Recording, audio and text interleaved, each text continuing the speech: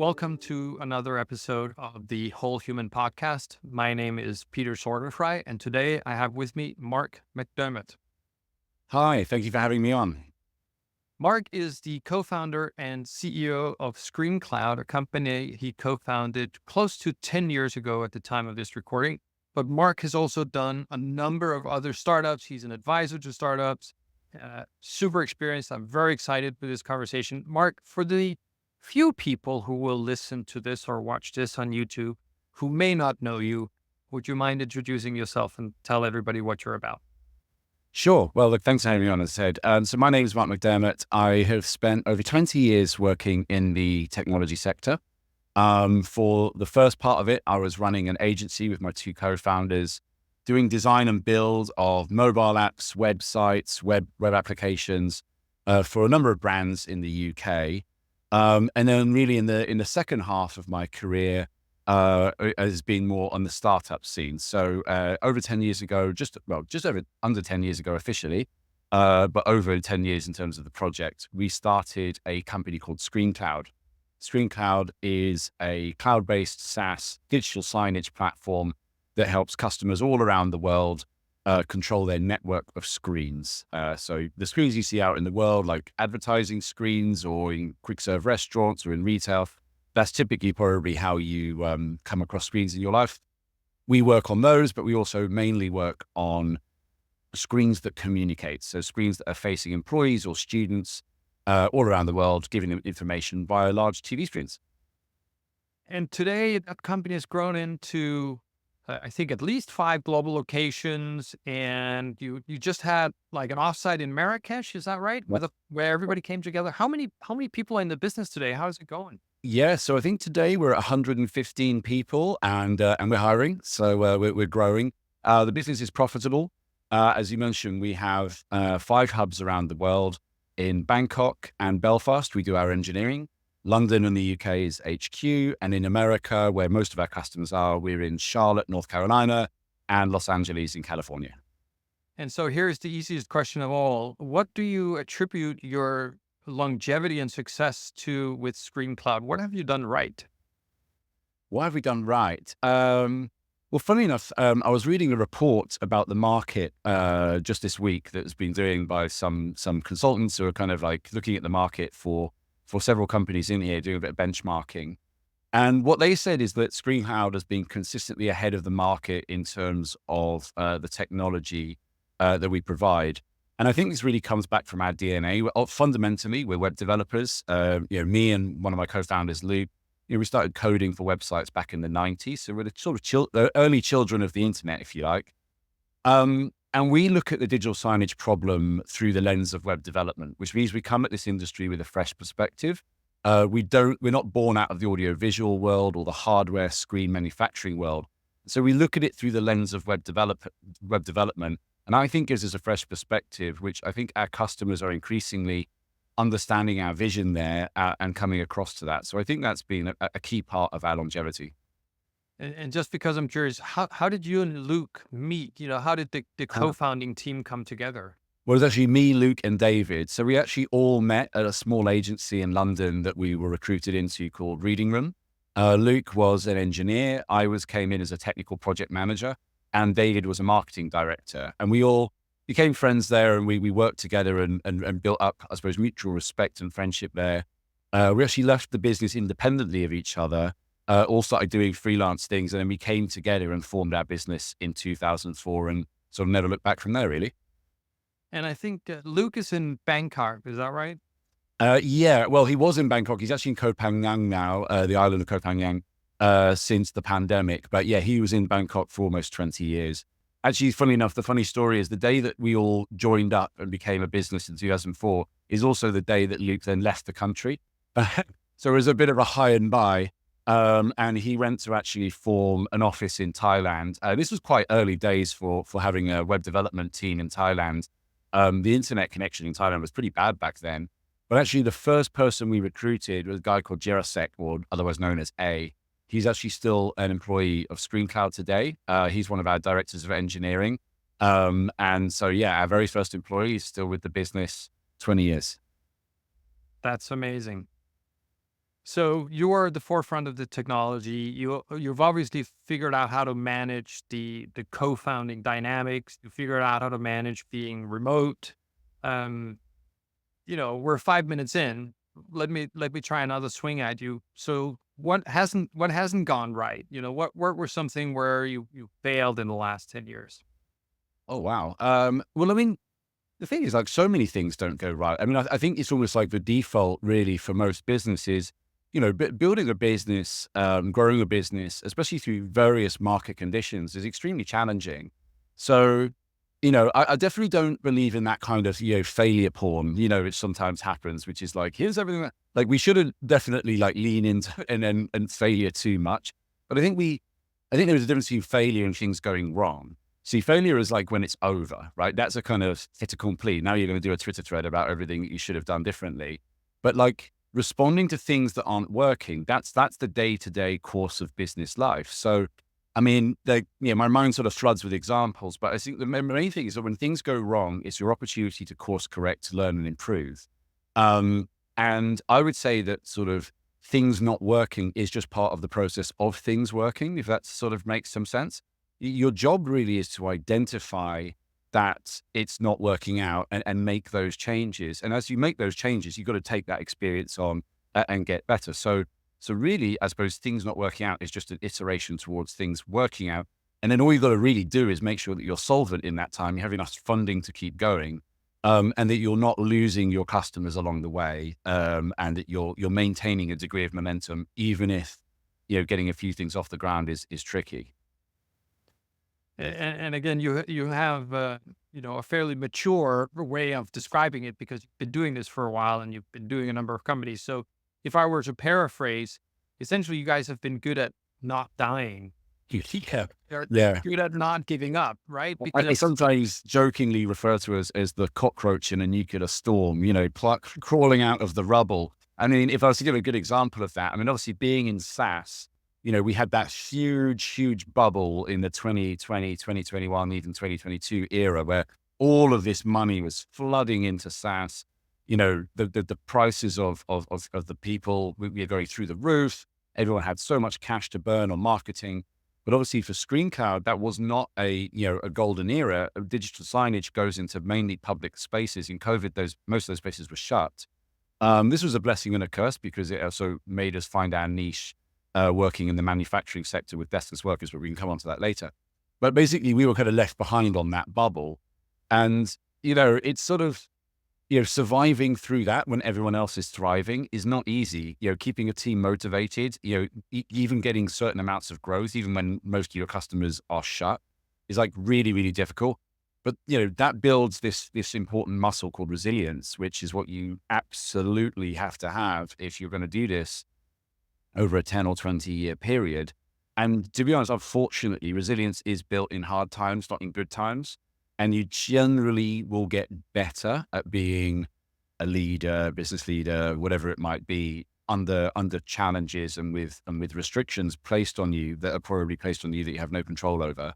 When things are just all going really, really well, I mean, really, it's just keeping up with it is the only real challenge. But I don't think you really hone your craft in the good times, unfortunately. I wish it was the other way around, though, obviously. I'm not a masochist. few people are, but of course, having a 10-year track record means that you've had a number of successes and a number of near failures or setbacks along the way. So that comes with it. I sometimes talk about it as you said, it is when things are difficult that you learn to lead and manage. Mm, I sometimes talk about sailing. It's not hard to get from point A to point B if the sun is shining and there is a constant wind. It's when it's raining and wavy and there's no wind that you have to really know what you're doing in order to actually get to the point that you want to get to. yeah, yeah. And there isn't really a book for that, unfortunately. Most people don't like to write books about the hard stuff. So, you have to learn it by listening to podcasts like this, really, and have people actually be honest with you. And that's why we're doing it, right? That's why I'm talking to you today, and why we're not doing the Gary Vaynerchuk or Alex Hormozi, like just do these three things and everything will be fantastic, because that's not how the world works. You know Not how for it works. 99% of us, but for 100% of us, right? Yeah, yeah, yeah. So this business is now profitable. You mentioned it's going, but you funded this by yourselves to begin with, but then you shifted to taking some external investment, or can you tell me a little bit about that? Yeah, absolutely. So we had we were profitable in the agency business. So we've always been very capital efficient because agency businesses always have to work out a cash flow. You don't raise money for those companies. You know, the projects are not recurring, so you have to be very, very mindful of your money growing an agency business, and that's also another important muscle to develop over time. Being you're understanding how to deploy capital. If anything, we were a little bit too cautious, you know, because it was all our own money. So if anything, I probably would have doubled down harder, knowing that ScreenCloud was going to be successful, but that's easy in the rearview mirror.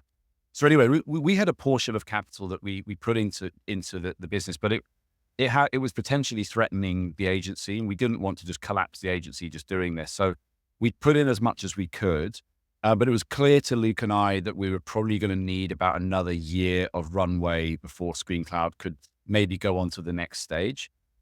So we went out and did friends and family and angel round, quite a small, about £120,000. Wasn't like huge by, you know, some of these seed rounds today are much larger. And that was just enough just to have a small handful of people dedicated on it full time and not having to go back to the agency. Because the difficult thing is you're funding it out of another business. That other business is still the parent of it.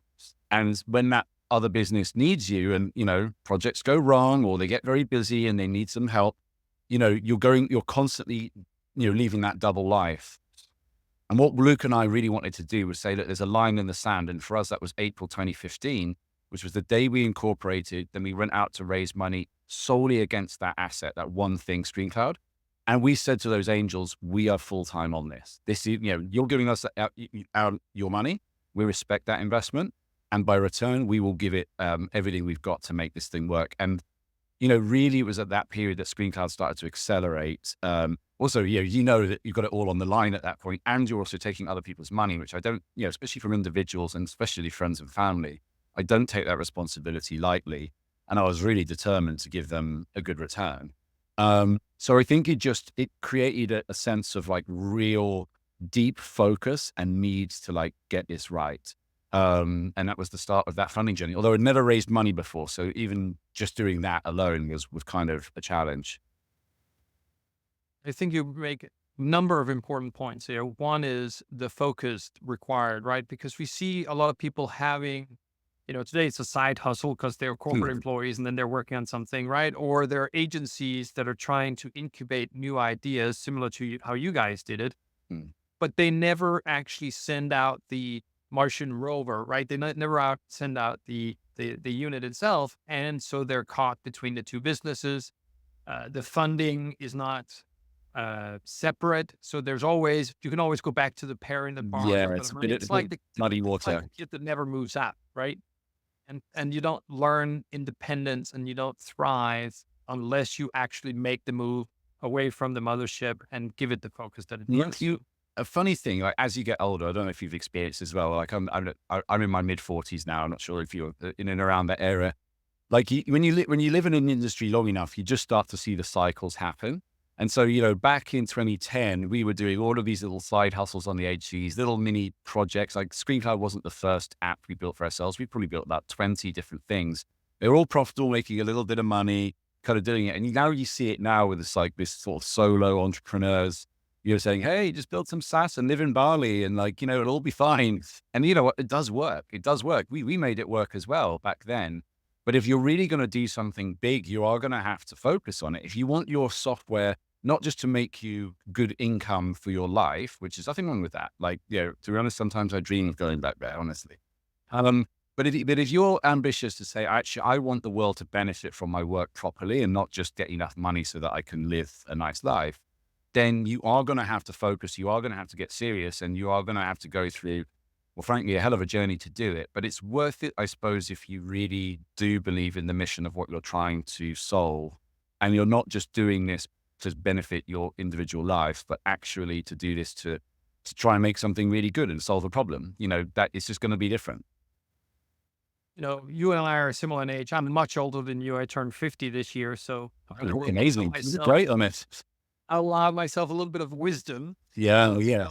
So one thing that I thought about as you're saying this is this solopreneur journey that a lot of people are having. But your point about if you really want to make an impact on the world, and if you really want to make something that is not just a lifestyle business, and there are solopreneurs that are making millions of dollars a year with 90% profit margins. That's a little bit more than a lifestyle business. I mean, that's pretty good. Pretty normal. But it also, that's a very, very few people that do that. Like, you just It have is to very, remember, very it's like few. 0.1. And my point was going to be another one, which is I think there's a formative experience that most people should give themselves, which is actually building a team, Mm, right? This idea that going out and convincing, in your case, you have to convince some money people, right? yep.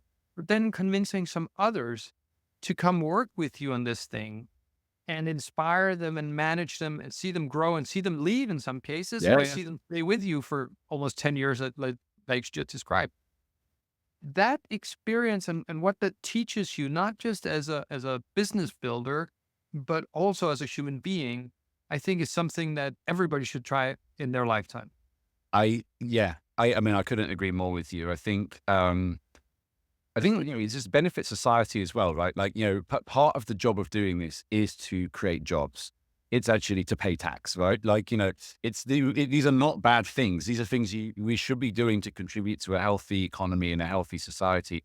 And to your point, especially in the early days, taking raw talent like we did, because frankly, you're not going to be hiring senior VPs in your first year or not really got 120K to spend on the whole thing. You're hiring people out of college or even not, in many cases. Some of our best people didn't even do higher education. So I think that's, very important. You've got to look for that raw talent, but that raw talent doesn't just come in and sort of be great. They've got the hunger and the drive, but they need the mentorship. And like, some of the proudest memories I have of ScreenCloud is how we have nurtured people along the way. And to your point, some of the people who've been here for over 7 years have recently left. One's gone off to do an MBA. The other one's gone off to a larger company to see, as an account manager, to go on to that bigger journey, and like, I'm so proud of them. I'm so proud of their journey and their growth. They've also got early stock in ScreenCloud, and we're going to soon do a recapitalization for them. And that might help them buy their first flat. Like, this is all good stuff. And, there's a lot of shit which comes with this, right? There is a lot of shit that comes with this, but things like that, like, that is worth it. It is worth it. And also, it's not just on the team, it's also the journey you go on with your customers, especially your early believer customers, and even your early angels, like, who have come with you, who gave you a shot. And then you're returning back, maybe in our case, 60 to 100 times their revenue back to normal people. This is good. This is healthy. We should be celebrating more of this. And I think the problem is that in today's world, for very good reasons, which I understand, we're very short termist. People need success and they need it quick and fast. And I think probably because the world is really tough and you do need to generate loads of cash if you're going to buy a property or something. But there is something about grinding it out over the long term and doing it that way, which, when we're all even a bit older and we look back and reflect, those will probably be the key takeaways that we take from this, when we reflect on that journey. This is definitely true, but people have to figure that out for themselves. They don't have to listen to middle-aged men talk about it. No, that's exactly right. Well, they certainly should listen to us because you and I have all the answers. Yeah, of course. Yeah, yeah, So, yeah, yeah. but another thing that strikes me is this idea that there's a bunch of people who are going to be listening to this and watching this, and maybe read the stuff we're going to write or I'm going to write from this conversation, that are thinking about starting their own thing, right? Mhm. So they're in some corporate job or they're in some situation. They're like, I want to be an entrepreneur. I want to start my own company. What one piece of advice would you give somebody listening to this thinking that? What would you tell them? Oh, yeah. Right. Well, I mean, can I give two? Is that okay? Can I give You're what? allowed to, just because I'm generous today. Yeah, thank you. Okay. So on the personal side, I would have a full and frank conversation with your family, and just think about your personal situation. Get yourself personally ready for being quite poor for a while, and also get your friends, family, your partner to understand that for at least a year and a half, they're not going to see you much, and you're probably not going to be the most social person to be around, or even the happiest person to be around, because you're going to go through quite a big journey, which is probably going to dip down fairly low in that period, and you're going to be tired. And you need to look them in the eye and say, like, are you okay with me going on that journey? Do you support me on that? Because that's a conversation I think that not enough of us have up front, because this doesn't just have an impact on you, it has a picked up impact on the people that care about you. And I think you should probably prepare them for that, which I didn't, by the way. Um, and then I think on the business side, I would say, don't try and invent a problem. The world is full of problems, and if you are already working in a corporate job, you can probably see what those problems are. So even though you might want to dismiss the corporate life, don't necessarily dismiss what the corporate life is trying to fix and solve. And if you've got domain expertise, which you will have in something, identify that issue and double down and scratch on that. Don't sort of try and ideate some fantasy problem idea out there. Too much of the stuff that we create isn't really solving any kind of purpose. And yet the world literally has problems left, right, and center. So just open your eyes and look at them and find a problem that you're passionate enough about fixing for the next 5 to 10 years. Those would be my 2 bits of advice. I love them both. I think the frank conversation and really making sure that the people around you and you yourself understand what's going to happen once you take this jump, right? I typically ask people when I have this conversation with them live, I say something along the lines of, well, how much gas do you have in the tank? Financially, Yeah. because you sustain. Emotionally with yourself, right? Do you have a belief that they will carry you through this? And then essentially, how much credit do you have with the people around you? Are they willing to go through this journey with you? Because to your point, they will. On the business side, there's one thing that I think many entrepreneurs make the mistake of doing wrong, and I'd like to get your perspective. I think they hide too long what they're working on. Oh, yeah. Yeah.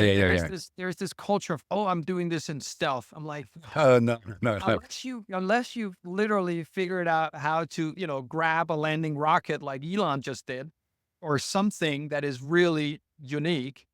And even then, it's so hard. No, that was very not in stealth. I mean, he wrote blog posts about that 20 years ago saying that's what I'm intending to do. Exactly. And he The probably definition of real republic. right? Stop being so cagey about what you're doing. The more people you tell about what you're doing, a lot of people are going to be like, that's a stupid idea. For example, Mark, if you 10 years ago told me you're going to do this thing, my first reaction would probably have been like, really? Is that a problem we need to solve? Right? Yeah. Isn't that already solved? I see screens early. Right? If I'd been a little less evolved. So yes, tell people about it. Understand that most people don't necessarily get it. Some people will be super enthusiastic, but they probably also don't get it. So take whatever input you get, a little bit varied, but just be like open about it, because you never know who's going to help you. Literally yesterday, I sat with a guy. I haven't seen him for 20 odd years. We met randomly. I invite him to coffee. We talk about something he's doing. Immediately, I had 5 people who could help him get that thing to go further. If he had just been like, yeah, I'm working on this thing, but I can't really talk about it because he knows I'm involved, that wouldn't have happened. Exactly. No, I think it's a very good point, and people should really, really listen to that. If I was to add anything to what you just said, is like just take a kind of really like step back and look at it mathematically, right? Just look at it as the probability formula, right? When the world owes you absolutely nothing, and you've proven to the world absolutely nothing because you've just begun, right? Realistically, probabilistically, who are the people most likely to give you even 5 minutes of their time to listen to what you have to say? It's going to be the people you know. So I took it on myself at the very beginning that every single human that I knew and cared about me in some way absolutely had to know that I was working on ScreenCloud and what ScreenCloud was and what I needed, which was either early investment or early customers, right? And that was it. And I've met so many founders who are a bit embarrassed about that, or, weirdly kind of paranoid about someone stealing their idea. Trust me, that just doesn't happen. And also, if they did, it would be a poor imitation of you, because like, if you're going to start a company just by stealing someone else's idea, you clearly don't have the passion for that problem. You really haven't figured it out properly. You're just a magpie. And I don't think people really do that, if I'm honest. They generally try and steal the ideas of people who've been successful, not the ones who actually have recruited the internet doing clones of California. Exactly. So to be honest, the imitators come as a sign of early success. So I would just take it upon yourselves that, like, don't try and cold pitch that really cool VC on Twitter. Like, again, 1 in 1,000 might get a meeting, with that person. But the reality is, it's the people around you who are going to help you. And if you don't tell them about it, then you're really kind of, going into battle with one hand behind your back, just Right. whittling your fist around. So, Mark, as I feared, we're getting to the end quite quickly of the episode. So we Thank you might very have much. to do an episode 2 at some point if you'd indulge me. Of course. I Yeah, don't, yeah, it's been good fun. yeah. Great. Fantastic. We will definitely do that to the people listening. We will make an episode 2 of this. But as a final remark for today, what is something that you know today that you wish you knew when you started Hmm. about the journey you've been on, about building ScreenCloud, about all the things you've gone through? What do I know today that I wish I'd known at the beginning? Okay, I think this is probably the one that is most pertinent. Like, again, there's so many things I could say to that answer, but like, there's this phrase that it's darkest before the dawn. Have you ever heard this one? Yep. And I don't quite know why. I'm not a religious person as such. I don't really believe in fate, but in every cycle, and there's been multiple cycles where things have got right to the wire of like, okay, this is it. This is the day. This is it when it's all going to go over. Somehow the universe just seems to deliver, but it's right at the last minute. And I don't really understand why. And I think partly it's probably because of the energy you're giving, the work you're giving, the focus you're giving. Maybe that's part of it. As you get close to, you're ruthlessly prioritizing when you're 5 days from being broke or bust or whatever. But there's just something that happens, whether it's a new customer coming in or whatever. Like, I don't know why, but the universe seems to really deliver people who work their ass off and really give a shit, and push, and are sort of, relatively authentic in what they're trying to do. I mean, I'm sure not everyone who's ever worked with me would agree with that, but you can judge for yourself based on the last 20 minutes. Um, and I would just say that that's the moment not to quit. That actually, like, that might be the moment that the biggest breakthrough happens. And I can count like multiple times in the last 20 years where I felt that. And even today, when things, aren't going quite right here and there or whatever, trying to make a quarter, this or that, like, I have to remind myself that that pattern of the past has been consistent and that I should believe in it. That doesn't take it for granted. Like, but there's something about that. So if anyone is in that moment right now, I hope that those words give you some comfort and some hope. That's an excellent suggestion to surmise that, or make it a little uh, more internet friendly, short attention spans. I'd say just one more day, Right. right? Yeah. If you're Right. in this situation, go for another day. See how Yeah. you feel tomorrow. See how you feel tomorrow afternoon, and then take another day. As long as you're not sacrificing your personal, physical or mental health. Oh, Just well, think we'd probably have to first bit of that tea to be about it's real. where we got in our second episode. Mark, I want to thank you so much for your time today. No, it's been wonderful. I really enjoyed the discussion, and thank you for those interesting questions. It's not the normal podcast questions, so I appreciate that. That's very, very interesting. And I hope it's useful to the audience. I'm sure we'll be. We try not to be normal. And to everybody who's listening, I appreciate you being here. If you know somebody who is as exciting to talk to as Mark, or if you have any themes or topic that you want me to cover, please do let me know. And until next time, thank you for listening.